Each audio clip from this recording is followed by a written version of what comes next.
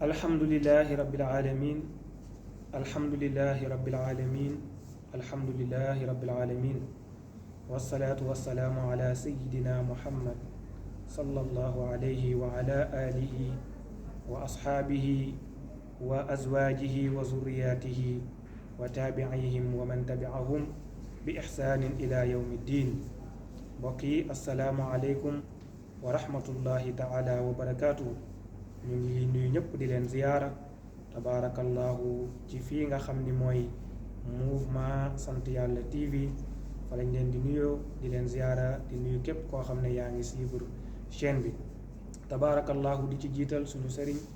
Mouhamadul Munir di ko ñaanal yàlla ak mbooleem rakkam yépp tabaarakallahu bàyyiwuñu kenn. mbokk yi boo leen gisee suñu jotaay bi ngeen xam ni tabaarakallahu mbiru diine mbiru lislaam rekk ci la ñu nekk tabaarakallahu ñu ñëw tey ngir présenter leen lenn ci émission yi nga xam ni dinañ ko jàllale fii ci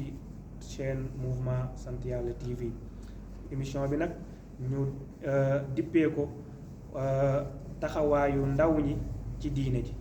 tabaarakallahu di ko amal nag insha allahu fii ci télé bi bés boo xamante ni yàlla dogal na ko dinañ ko démarrer wala sax lu njëkk koor gi insha allahu rabbi ko defee ndaw ñi ñépp mën a xamaat lan la lislaam tabaarakallahu tegoog ñoom wala lan la wàccoo ak ñoom. yooyu yëpp insha allahu dinañu ko leeral ci émission bi, waaye tamit ndaw ñi naka la ñuy dundee lislaam yan moytu la leen lislaam tere tabaarakallahu lan la leen lislaam digal ak seen taxawaay ci lislaam ba lislaam gën a màgg. yooyu yëpp insha allahu rabbi mu nekk ay temi